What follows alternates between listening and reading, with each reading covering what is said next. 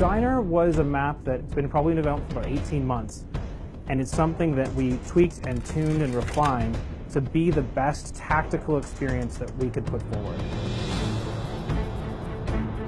It's something where we wanted to bring together teamwork, we wanted to bring together a set of power weapons that were finely balanced against the core weapons. The map is unusual that it's on an entirely flat surface. It has no elevation change, but it has a striking definition between inside and outside.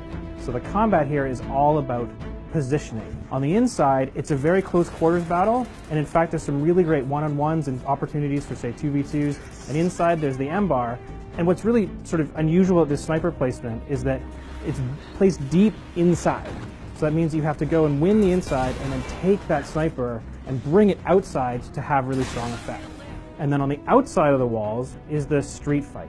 That's where all the ranged combat comes in. So it goes from an individual chess match like in the kitchen to a team chess match out in the street, right? And you have to, as a team, work together to control both spaces, because your control over the power weapons and your control over the spaces is going to lead you to victory. Even though Diner is set in a wasteland, it's a beautiful wasteland.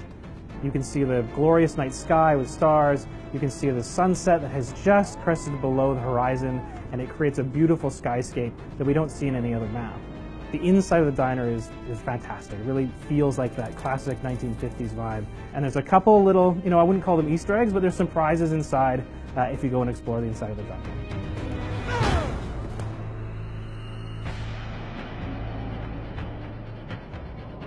Old Town is a classic Gears 3 map that we've reimagined for Gears 4. The map has elevation change in it that's asymmetric. And because it's asymmetric, there's design choices that have been made to balance that out. You have these very solid 3 lanes that run sort of the vertical of the map.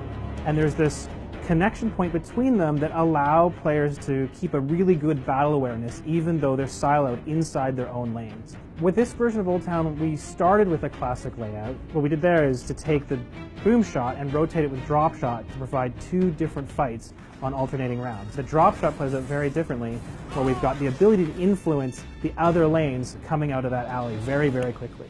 We really wanted the secondary weapons to be impactful, so we added an overkill and a Marxa that rotate. And what this means is that on each alternate rotation, you get a extremely close range fight with the overkills, and then you get a long range fight with the Marxas. And that's a really rich, exciting fight that we hope players will really enjoy. Similar to our War Machine treatment, we wanted to do something that was different with Old Town.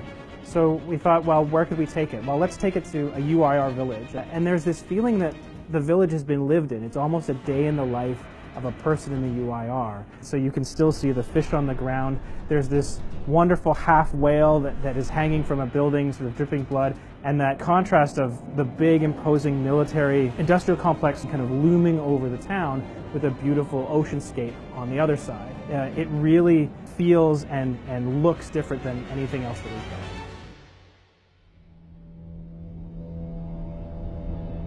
In the March update, we're introducing new ranked lobbies for both core and competitive.